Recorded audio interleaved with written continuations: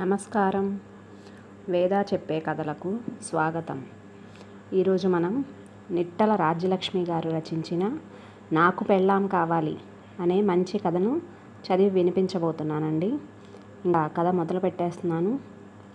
పవిత్ర, coffee ఇస్తావా అని కేకేశాడు శంకర్ వీధిలో అరుగు మీద కుర్చీలో కూర్చొని పేపర్ చదువుకుంటూ. అలాగేనండి అంది వంటింట్లో నుండి పవిత్ర. శంకర్ సాఫ్ట్వేర్ ఇంజనీర్, పవిత్ర కూడా స్కూల్లో టీచర్గా పనిచేస్తుంది. హైదరాబాద్లో ఉంటున్నారు. వారిద్దరికీ వివాహమై 12 ఏళ్ళు. కూతురు భావనకు 10 సంవత్సరాలు, కొడుకు విశ్వాస్కు 6 ఏళ్ళు. ఆ రోజు ఆదివారం అవటం వలన ఇద్దరూ ఇంట్లోనే ఉన్నారు. పొద్దున్నే మార్కెట్కు వెళ్ళి వారానికి కావలసిన కూరలు, పళ్ళు, సరుకులు తెచ్చాడు శంకర్. ఉదయం నుండి వారం రోజులుగా ఉన్న బట్టలన్నీ వాషింగ్ మిషన్లో వేయటం, మళ్ళీ వాటిని ఆరేసుకోవటం, పిల్లలకు తలస్నానాలు చేయించడం, ఇల్లు సర్దుకోవటం, టిఫిన్ చేయడం అయిన తర్వాత మధ్యాహ్నం వంటకు ఉపక్రమించింది పవిత్ర. శంకర్ కాఫీ అడగడంతో కాఫీ పెట్టి భావనను పిలిచి నాన్నకు కాఫీ ఇచ్చిరా అంది. భావన ఒకసారి అమ్మ మొహంలోకి చూసి ఏదో ఆలోచిస్తూ కాఫీ తీసుకువెళ్ళి వీధిలో ఉన్న తండ్రికి ఇచ్చింది. మధ్యాహ్నం భోజనాలు అయిన తర్వాత మళ్ళీ వారానికి కావలసిన టిఫిన్కు, వంటలకు అన్నీ తయారు చేసుకొని వంటిల్లు సర్దుకొని హాల్లోకి వచ్చింది పవిత్ర. టీవీలో శంకర్ పిల్లలు చూస్తున్న సినిమా చూస్తూ అక్కడే సోఫాలో నడుం వాల్చింది.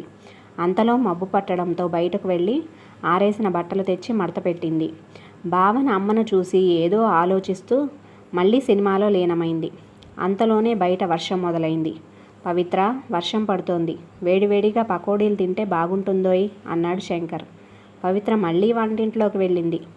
భావన నాన్న వైపు చూసి మళ్ళీ ఆలోచనలోకి వెళ్ళిపోయింది. పవిత్ర ఉల్లిపాయలు తరుగుతూ భావనను పిలిచి ఫ్రిడ్జ్లో ఉన్న పచ్చిమిరపకాయలు తెచ్చిపెట్టమంది.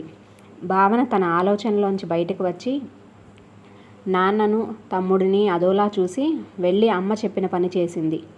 అందరికీ ఆదివారం, కానీ పవిత్రకు తీరుబడి లేని రోజు. ఉదయం నుండి రాత్రి వరకు ఎన్నో పనులతో స్కూల్కు వెళితే బాగుంటుందేమో అనిపిస్తుంది. అమ్మను రోజంతా గమనిస్తున్న భావన మెదడులో ఎన్నో ఆలోచనలు. తెల్లవారింది. భావన లేచి వంటింట్లోకి వచ్చింది. పవిత్ర అప్పటికే స్నానం చేసి టిఫిన్, వంట పూర్తి చేసి అందరికీ క్యారేజీలు సర్దుతోంది. నాన్న పేపర్ చదువుతూ టీవీ ముందు సోఫాలో కూర్చున్నారు. భావనను చూసిన పవిత్ర, త్వరగా రెడీ అయ్యిరా అమ్మా, టిఫిన్ చేద్దువు గాని, తమ్ముడిని కూడా రెడీ అవ్వమని చెప్పు అంది. అలాగే అమ్మా అంటూ స్నానానికి వెళ్ళింది ఏదో ఆలోచిస్తూ. భావన స్కూల్ నుండి తిరిగి వస్తూ దారిలో స్నేహితురాలు గౌరీ ఇంటికి వెళ్ళింది. ఆ రోజు గౌరీ స్కూల్కి రాలేదు. భావన, గౌరీ ఇద్దరూ 4 ఏళ్ల నుండి ఒకే స్కూల్లో కలిసి చదువుతున్నారు. గౌరీది చాలా పేద కుటుంబం. వాళ్ళ నాన్న కూలి పని చేసి వచ్చిన డబ్బులతో తాగి వస్తుంటాడు. గౌరీ వాళ్ళ అమ్మ అవన్నీ భరిస్తూ తన జీతం, పనిచేసే ఇళ్లలో వాళ్ళు ఇచ్చిన మిగిలిన ఆహార పదార్థాలతో కుటుంబాన్ని నడుపుతోంది. వంట చేస్తున్న గౌరీ భావనను చూసి రా భావన, కూర్చో అంటూ అక్కడే ఉన్న స్టూల్ దగ్గరకు జరిపింది. ఈరోజు స్కూల్కి రాలేదేం గౌరీ అడిగింది భావన. మా అమ్మకు ఒంట్లో బాగుండలేదు భావన, రాత్రి నుండి జ్వరం, అందుకే ఇంట్లో ఉండి వంట చేస్తున్నాను చెప్పింది గౌరీ. మీ అమ్మను డాక్టర్కు చూపించరా అడిగింది భావన.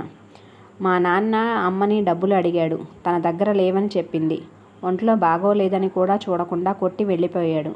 అలాగే పనికి వెళ్ళి అక్కడ అమ్మగారిని అడిగి టాబ్లెట్లు తెచ్చుకొని వేసుకుంది అని దిగులుగా చెప్పింది గౌరీ. నాన్న ఎప్పుడు అమ్మని డబ్బులు అడుగుతాడు, ఇవ్వకపోతే వెతికి అమ్మ దాచిన డబ్బులు పట్టుకుపోతాడు. అమ్మే తను పనిచేసిన డబ్బులతోనే ఇల్లు గడుపుతోంది అంటూ బోరున ఏడ్చింది గౌరీ. భావన చిన్న మనసులో ఏదో కలత. స్కూల్కు వేసవి సెలవులు ఇచ్చారు. భావన మామయ్య రవి వచ్చి భావనను, విశ్వాస్ను వాళ్ళ ఊరు తీసుకెళ్ళాడు.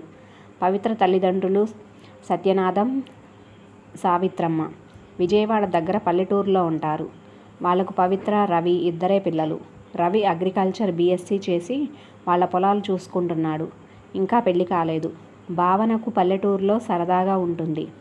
బావిలో నీళ్లు తోడటం, వాకిలంతా ఊడ్చి పేడ నీళ్లు చల్లి ముగ్గు పెట్టడంలో అమ్మమ్మకు సాయం చేయడం, చెట్ల మీద రకరకాల పక్షుల్ని చూడడం, మామయ్యతో అప్పుడప్పుడు పొలం వెళ్ళడం చేస్తూ ఉంటుంది.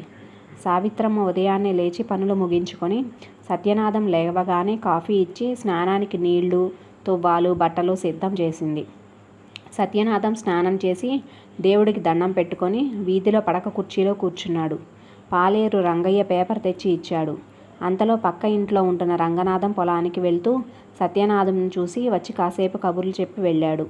భావన తాతయ్యని పలహారం చేయడానికి రమ్మని చెప్పు అంది సావిత్రమ్మ వంటింట్లో పెసరట్లు వేస్తూ. భావన తాతయ్యని, మామయ్యని, విశ్వాస్ని కూడా పిలుచుకెళ్ళింది. అందరూ కబుర్లు చెప్పుకుంటూ సావిత్రమ్మ పెట్టిన వేడివేడి పెసరట్లు తిన్నారు.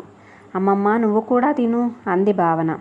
నేను ఇప్పుడు తిననమ్మా, మీరు వెళ్ళి ఆడుకోండి అంటూ వాళ్ళు తిన్న ప్లేట్లన్నీ తీసి శుభ్రం చేయటంలో నిమగ్నమైంది. భావన అమ్మమ్మని చూస్తూ ఆలోచిస్తూ నిలబడింది. అక్క రా ఆడుకుందాం అన్న విశ్వాస్ మాటలతో తేరుకొని బయటకు వచ్చింది. భావన, విశ్వాస్ పక్కింట్లో ఉండే కవిత, రాఘవలతో ఆడుకోవడానికి వెళ్ళారు. రవి పాలేరుతో పొలం వెళ్ళాడు. సత్యనాథం వీధిలో కుర్చీలో మళ్ళీ పేపర్ తీశాడు.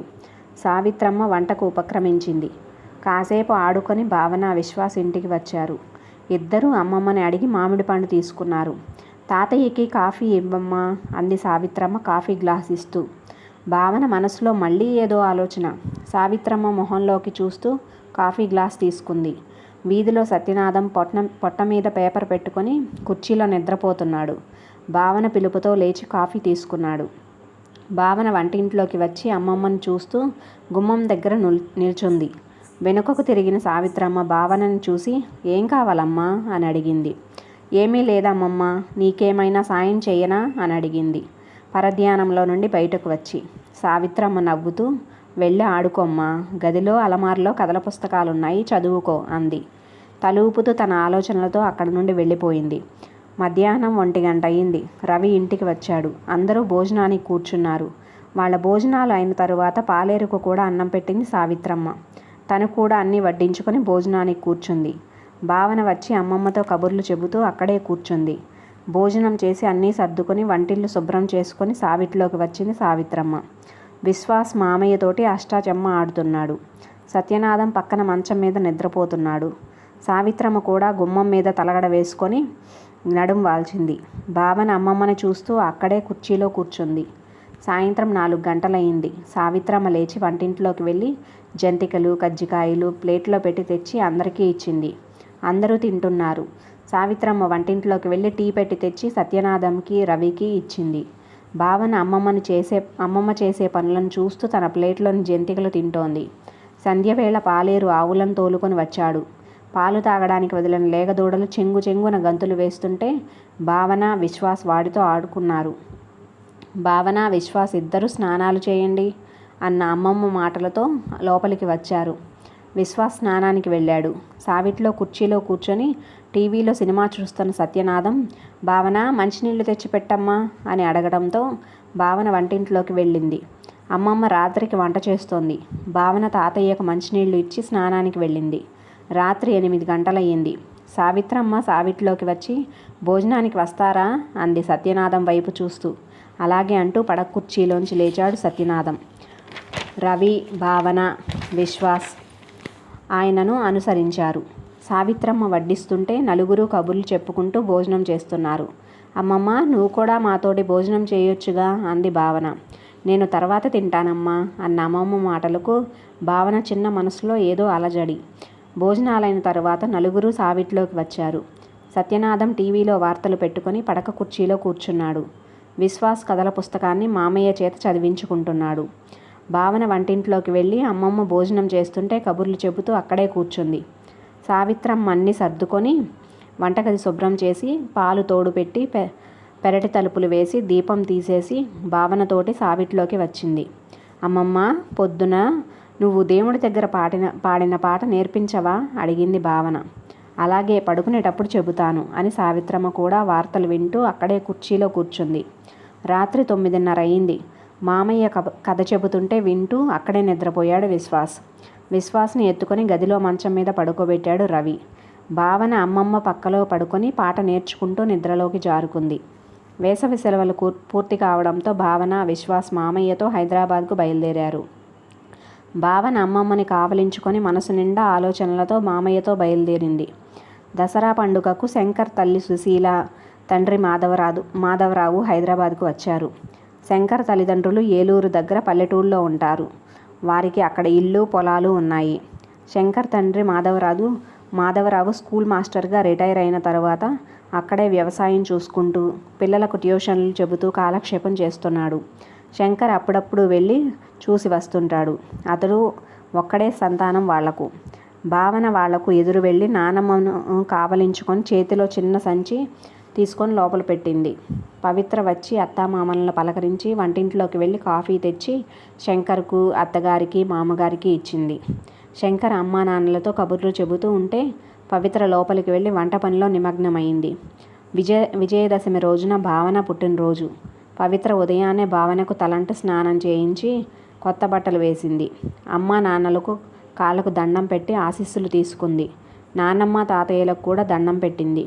నాన్నమ్మ సుశీల బాగా చదువుకోవాలి తల్లి, నీకు మంచి మొగుడు రావాలి అని దీవించింది. వెంటనే భావన, నానమ్మ నాకు మంచి పెళ్ళాం కావాలి, మొగుడు వద్దు అంది. అదేంటమ్మా భావన, ఆడవాళ్ళని పెళ్లి చేసుకోకూడదు అంది సుశీల. నానమ్మ నాకు పెళ్ళామే కావాలి, పెళ్ళామైతే చక్కగా అన్నీ చేసి పెడుతుంది. నేను హాయిగా కుర్చీలో కూర్చొని పేపర్ చదువుకోవచ్చు, టీవీ చూడొచ్చు, నాకు ఇష్టమైన పని చేసుకోవచ్చు. అమ్మను చూడు, ఇంట్లో మాకు అన్నీ చేసి పెడుతుంది, స్కూల్కి వెళ్తుంది, మళ్ళీ ఇంటికి వచ్చి మా కోసం అన్నీ చేస్తుంది. నేను, నాన్న, తమ్ముడు మాకిష్టమైన పనులు చేసుకుంటాం. నా స్నేహితురాలు గౌరీ వాళ్ళమ్మ కూడా అంతే. వాళ్ళ నాన్న తాగి తిరుగుతున్నా పనిచేసి గౌరీని వాళ్ళ తమ్ముడిని చదివిస్తోంది. వేసవి సెలవులకు అమ్మమ్మ వాళ్ళ ఊరు వెళ్ళానా, అక్కడ కూడా అమ్మమ్మే అందరికీ కావలసినవన్నీ చేస్తోంది. మాతో గడపడానికి కూడా టైం ఉండదు. నువ్వు కూడా అంతే కదా నానమ్మ. నాకు మొగుడు వస్తే నేను కూడా ఇవన్నీ చేయాలి కదా. అందుకే పెళ్ళాన్నే చేసుకుంటే నేనేమీ చేయనక్కర్లేదు. అందుకే నాకు మొగుడొద్దు, పెళ్ళాం కావాలి నానమ్మ అంటూ తన మనసులోని ఆలోచనలన్నీ బయటపెట్టింది భావన. శంకర్కు ఆ రోజంతా ఏమీ తోచలేదు. రాత్రి పడుకున్నాడే కానీ ఆలోచనంతా భావన మాటల గురించే. భావన ఎందుకు ఇలా ఆలోచిస్తోంది? దీనికి కారణం నా ప్రవర్తనేనా? పవిత్ర కూడా ఉద్యోగం చేస్తున్నా ఇంటి పని పట్టించుకోకుండా, పవిత్ర కష్టం తెలుసుకోకుండా మగరాయుడు అన్న మాటని సార్థకం చేస్తున్నానా? ఎంతసేపు నా అవసరాలు తీర్చుకోవడం తప్ప పవిత్ర రోజంతా ఎలా గడుపుతున్నదని గమనించలేదు. తనకిష్టమైన పనులు చేసుకోవడానికి తనకి కొంత సమయం కావాలి అని ఎప్పుడూ ఆలోచించలేదు. ఎప్పుడూ తన ఇష్టాలేమిటో తెలుసుకోలేదు. పవిత్ర కూడా ఎప్పుడూ అనలేదు. నాకు కానీ విశ్వాస్కు కానీ ఎప్పుడూ ఏ పని చెప్పలేదు. బహుశా తను పెరిగిన వాతావరణం కూడా అలాంటిదే కదా. ఇటువంటి ఆలోచనలే స్వలింగ వివాహాలను ప్రోత్సహిస్తున్నాయి. ఈ మధ్య పెరుగుతున్న విడాకుల కేసులకు కూడా ఇదే కారణమా? భావనకు సర్ది చెప్పాలి. తనలోని ఈ ఆలోచనలని మార్చాలి. ఎలా? అవును, ముందు నేను మారాలి. నా చిన్నప్పుడు అమ్మ ఉద్యోగానికి వెళ్ళేది కాదు. నేను ఒక్కడినే అవటంతో గారాబంగా పెంచారు. ఇంట్లో ఏ పని అలవాటు కాలేదు. కానీ పవిత్ర కూడా ఉద్యోగానికి వెళ్తోంది. అయినా ఇంటి బాధ్యత అంతా తనకే వదిలేశాను. పవిత్రని ప్రేమగా చూసుకోవాలి. తనకి కొంత విశ్రాంతి ఇవ్వాలి. ఇంటి పనిలో సాయం చేయాలి. విశ్వాస్ని కూడా తన పని తను చేసుకునేటట్లు ఇంటి పనుల్లోనూ సాయం చేసేటట్లు తయారు చేయాలి. లేకపోతే పెద్దయ్యాక తనలాగే తయారవుతాడు. భావనను, విశ్వాస్ను సమానంగా చూడాలి. అందరం కలిసిమెలిసి ఇంట్లో పనులన్నీ చేసుకోవాలి. భావన ఆలోచన సరికాదు అని తెలియచెప్పాలి. మారుతున్న కాలమాన పరిస్థితులకు అనుగుణంగా అందరూ మారాలి. ఈ ఆలోచనలతో శంకర్ మనసు తేలికపడి తెల్లవారుతుండగా నిద్రలోకి జారుకున్నాడు. కథ సమాప్తం. నా కథ మీకు నచ్చినట్లయితే లైక్ చేయండి, షేర్ చేయండి, కామెంట్ చేయండి, సబ్స్క్రైబ్ చేసి నన్ను ఎంకరేజ్ చేయండి. ఉంటానండి.